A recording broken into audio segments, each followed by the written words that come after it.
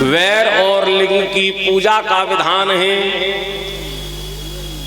वैर कहते हैं भगवान का शरीर। आपने देखा होगा भोले बाबा के मंदिर में भोले बाबा के दो तरह के स्वरूप मिलते हैं।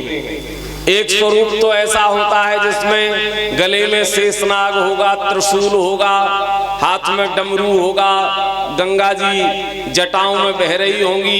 एक तो वो स्वरूप है भोले बाबा का, उसे वैर कहते हैं। और दूसरा लिंग रूप, शिवलिंग रूप में भगवान मंदिरों में मिलते हैं। तो अब कौन से स्वरूप की पूजा करें? भगवान के शरीर की पूजा करें या उस शिवलिंग रूप की पूजा करें? तो कहा कि जो शरीर रूप की पूजा करता है या जो शिवलिंग रूप की पूजा करता है, तो दोनों में से किसी को भी अपनाने से प्राणी का कल्याण हो जाता है, निश्चित रूप से उसका कल्याण हो जाता है। भगवान के पूजन के जो तरीके हैं वो बताए गए। भगवान के पूजन के तरीके क्या बताए?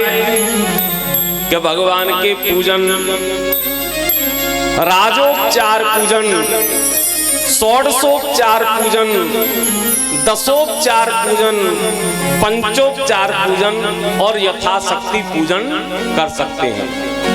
आप भोले बाबा के मंदिर में जाएं तो किस तरह से पूजन करें, उस पर विचार यहां दिया। क्योंकि भोले बाबा के मंदिर में अभी बहुत जागृति है, लोग पूजा करना सीख गए हैं। पूज्य प्रदीप जी महाराज, प्रदीप मिश्रा जी ने जन जन को भगवान शिव के मंदिर तक पहुंचा दिया और लोग पूजा करना सीख गए।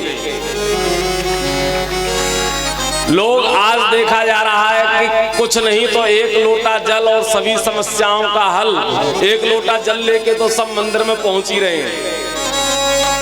तो यहाँ पूजा के प्रकार बताए कि पूजन जो है वो या तो राजोपचार विधि से हो सकता है या षोडशोपचार विधि से हो सकता है या दशोपचार विधि से हो सकता है या पंचोपचार विधि से हो सकता है या यथाशक्ति हो सकता है। राजोपचार विधि क्या होती है? राजोपचार पूजन क्या है? राजोपचार पूजन राजाओं के लिए बनाया। जो बहुत पैसे वाले लोग हैं, राजा हैं, महाराज हैं, बड़े धनाढ्य हैं, सेठ हैं, उनके लिए राजोपचार पूजन का विधान है। राजोपचार पूजन क्या होता है? पूजन की सभी सामग्री और इसमें दक्षिणा के रूप में स्वर्ण, सोना, सोने का ही कलश, सोने का ही छत्र, जिस पूजन में भगवान